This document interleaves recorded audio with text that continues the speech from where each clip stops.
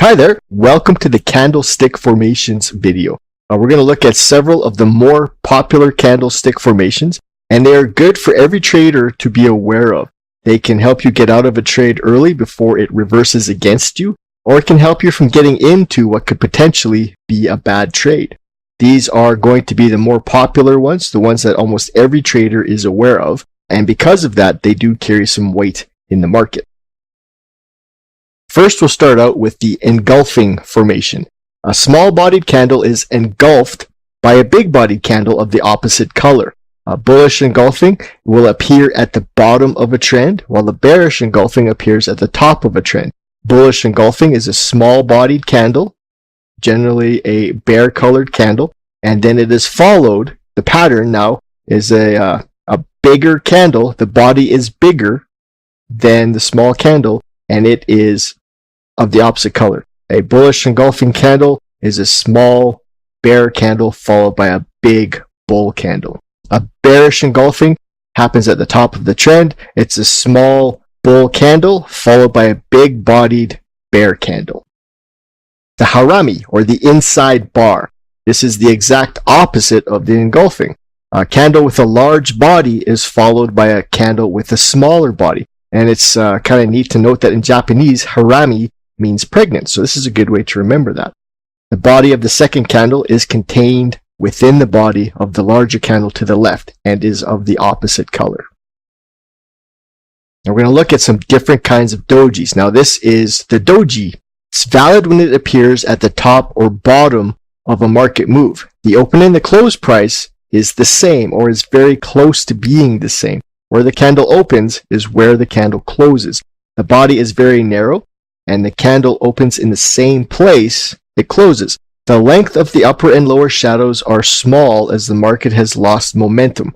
So there is a type of balance when this doji candle is formed. There is not the tug of war, there isn't the pull. The bulls and the bears are, for lack of a better word, content with the current price. And from there, after a long move up, market will generally want to take a move down. And vice versa. If you see it at the bottom of a long move down, you get a little doji, the market will want to move back up again. Next, we have the long-legged doji.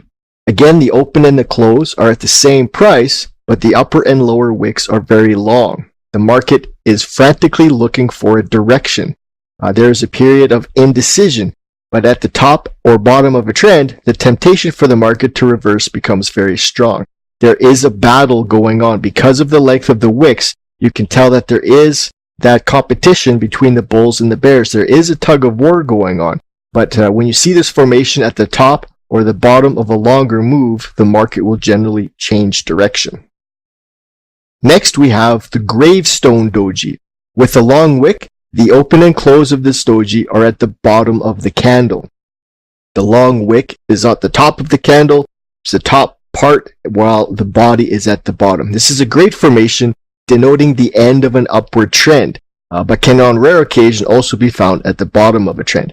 This formation, this gravestone doji, is also referred to as a pin bar. You'll find this at the top of a trend. Market will move up, form the gravestone doji, and then from there come back down. The opposite now is a dragonfly doji. This is the opposite of the gravestone doji.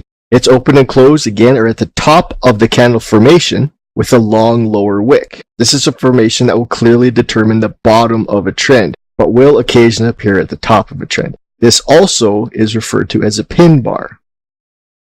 Next, we're looking at the hammer and the hanging man. The candle formation is exactly the same, but its name is based on where you find it in the trend. A hammer appears at the bottom of a move. The hanging man appears at the top of a move.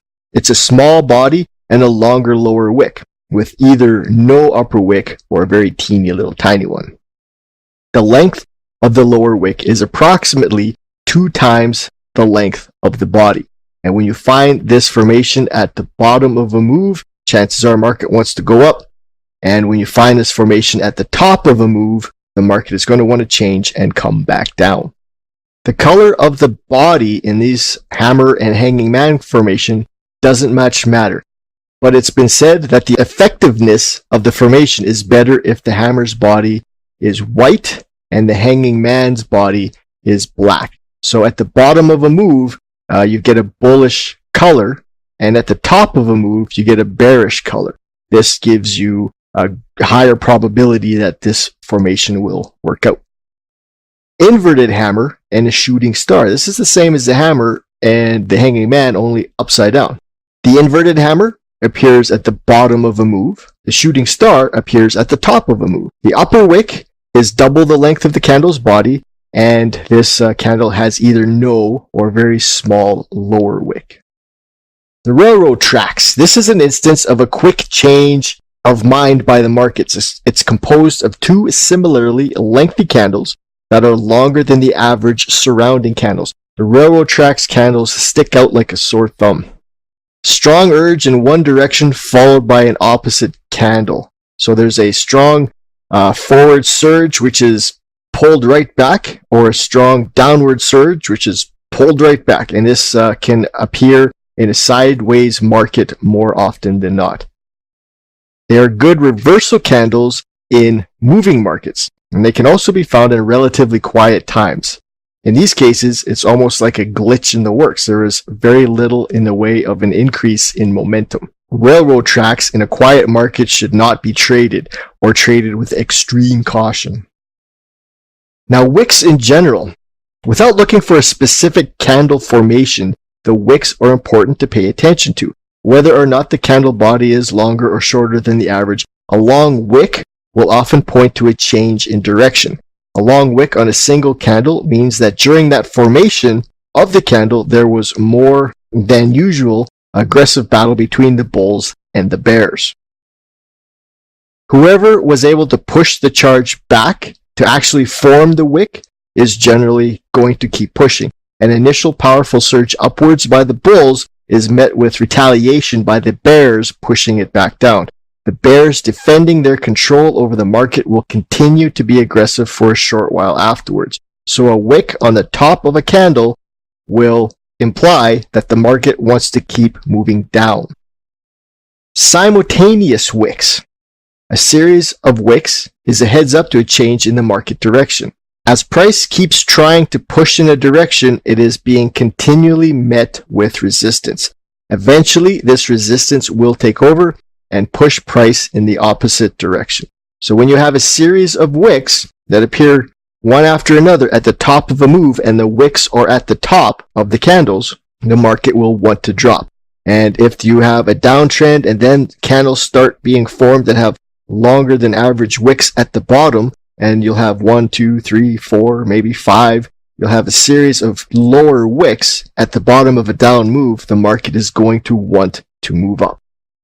Well, thank you very much for watching the candle formations video. Take care, and I'll see you in another video.